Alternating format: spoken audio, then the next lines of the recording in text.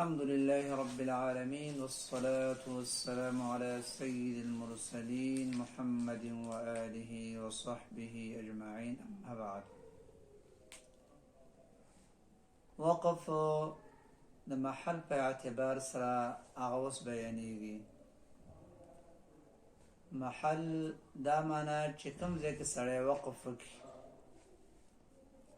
چې دا محل وقف د قبیل د معنی نه دی، چې دا د معنی سره تعلق ساتي. چې کله سړی په معنی باندې پوهېږي نو هغه کولی شي چې په صحیح ځایونو باندې وقفونه وکړي، او چې په معنی نه پوهېږي نو کیدای شي چې دا ډېر داسې ځایونو باندې وقفونه وکړي چې هغه مناسب نه وي.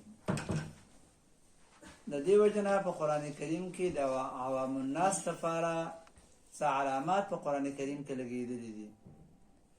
په کار ده چې دغه علامات دغه ځایونه وپېژني او په هغه ځایونو کې سړی وقف وکړي.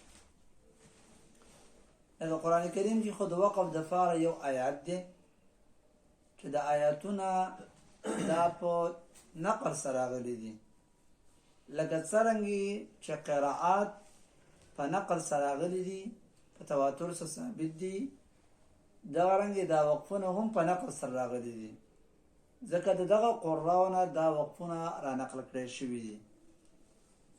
دا کوم علامات چې نور لګېدلي دي، ځینې علما وایي چې دا هم په دغه ځایونو باندې د رسول الله نه وقفونه کړی شوي دي، خو دا علامات نه دي لګېدلي، ځکه جملې په دغه ځایونو باندې پوره کېږي.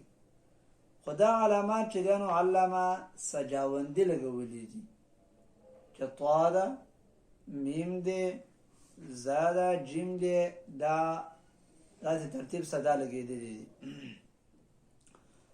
نو چې څوک په معنا نه پوهېږي په کار ده چې په دغه شان ځایونو باندې وقف وکړي. وقف د محل په اعتبار سره په څلور قسمه دی: وقف تام، کافی، حسن، قبیح. څوک دی کې شپږ قسمونه برابرې، څوک کې پنځه برابرې، خو په اسانه طریقه او اسان تعبیر دا څلور قسمه برابرې دي. وقف تام دې ته وایي چې په داسې یو ځای باندې وقف وکړی شي چې د دې د مابعث لفظي او معنوي تعلق دواړه نه وي، لکه د یو مضمون په آخر باندې وقف وشي. مثلا د مؤمنانو صفات بیانېږي، هغه ختم شي، د هغه په آخر وقف وشي، دا تام شي. لکه واولئک هم المفلحون باندې وقف وشي. او که چېرته په دغه شان ځای باندې وقف ونه شي او لږ واوړي، لکه سړی داسې وایي چې واولئک هم المفلحون ان الذین کفروا، دا اوس ناقص وقف دی، داسې په کار نه دی. د دې نه بعد چې دی نو وقف کافی دی. وقف کافی دی ته وایي چې په داسې یو ځای باندې وقف وشي چې د هغه د مابعث سره معنوي تعلق وي خو لفظي نه وي، لکه دغه د مؤمنانو صفات والا چې ته وبالآخرة هم یوقنون باندې وقف وکړي، یا وما انزل من قبلک باندې وقف وکړي، نو مابعث خو تعلق شته چې هغه اوصاف لا پوره نه دي، خو جمله د لفظ په لحاظ سره پوره ده. د دې دواړو وقفونو دپاره د تام دپاره اکثر علامه طا لګېدلي او د دې بل لپاره میم لګېدلی. نو د دې دواړو حکم څه دی چې په دې کې همیشه دپاره ابتدا کولی شي، اعاده به نه کوي. دغه شان وقفونه دې وکړه که نه واپس کېږي چې ته وایې واولئک هم المفلحون او بیا راوالي اعاده وکړي ان الذین کفروا داسې وایي، دې ته اعاده قبیحه وایي او بیا په خپل ځای راشي.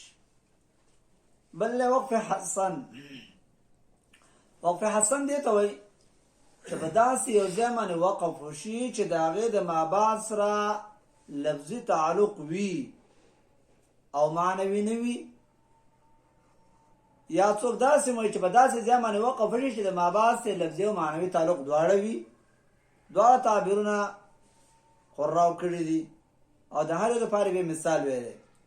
خو داسې ځای چې د ما بعد سے لفظي تعلق وي او معنوي نه وي. لکه مثال داسې والا الحمد لله رب العالمین کې په الحمد لله داسې وقف وکړي.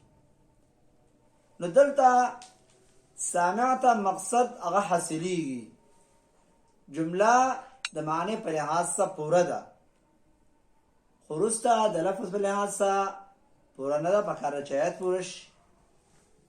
د دې وقف حسن دپاره اکثر علامه قرآن کریم کې لام لګېدلی دی. نو د وقف حسن بیا دو حالات دي په اعتبار د ابتدا یا اعاده سره. کو چېرته وقف حسن په داسې ځای باندې وشي چې هغه د آیات منځ وي، نو بیا به اعاده کې، او کو چېرته په داسې ځای باندې وشي چې هلته په سر د آیات باندې وشي، نو بیا به ابتدا کې اعاده ونه کې. لکه مثلا الحمد لله رب العالمین ته دلته وقف وکړي، نو دې خو وروسته دا کوم اوصاف چې بیانېږي دا خو د دې جملې سره تعلق ساتي الرحمن الرحیم. حال دا چې دا وقفونه آیاتن د رسول الله نه ثابت دي. نو چې کله په سر د آیات باندې وقف وشي وقف حسن، نو بیا اعاده نه کوي. دغه وجه ده چې کوم ځای کې آیات په سر باندې لام راغلی نه واپس کېږي. په لام کې دو مقصد شو. لام چې کله په منځ د آیات کې راشي او سا دې واغسته، د دې لام مقصد دا دی چې اعد الآیه، واپس شه، اعاده وکړه. او کله چې لام په سر د آیات باندې راغی، نو دلته منع ده د اعادې نه، او حکم دی په ابتدا باندې چې مخکې ځه. یو ځای کې یو مولوي صاحب پسې لمونځ کوو، نو ابابیل په دې باندې وقف وکړو سورة فیل کې، نو بېرته راوګرځېده ابابیل ترمیهم او سوران هم بسې وو داسې وو لکه. نو دلته پکار دی سړی ودرېږي، ځکه آیات موجود دی، آیات قوي علامه د وقف ده، نه واپس کړي. خو د دې نه بعد چې دی وقف قبیح دی. وقف قبیح دې ته وایي چې په داسې یو ځای باندې وقف وشي چې د هغې د مابعد سره لفظي او معنوي تعلق دواړه وي. لکه د مثال په طور باندې الحمد لله کې په الحمد لله ونه وی، مالک یوم الدین مال. کله کله د هلکان داسې وقفونه کوي چې سای ختمیږي، نو د وروسته کوم لام چې دې جملې سره پیوستي په حالت د وصل کې، نو هغه ټکی د دې سره واخلي. نه، مخکې یو صحیح ځای باندې وقف کې نامناسب وقف نه وزان ساتي. نو وقف قبیح کله داسې کېږي چې سړی داسې یو جمله باندې وقف وکړي، مثلا یا ایها الذین آمنوا لا تقربوا الصلاة وانتم سکارى ورسوه نه وایي، نو سامع ته معنی غلطه ذهن ته راغله چې ایمان والا تاسې مانځه ته مه نږدې کېږي. حال دا قرآن کریم کې د مونځ ذکر څومره راغلی دی چې مؤمن نه کوي، خو بس مؤمن نشي کېدی. نو د وقفونو صحیح ځایونه پیژندل پکار دي، او څوک چې په معنی نه پوهېږي هغه له دا رموز پیژندل پکار دي چې دلته ودرېږي. و د دې نه بعد مختصر یو څلور قسم ته وقف بل دی چې هغه ته وقف وایي د قاري د ارادې په اعتبار سره. یو ته وایي اختیاري، بل ته وایي اختباري، بل ته وایي انتظاري، او بل ته وایي اضطراري.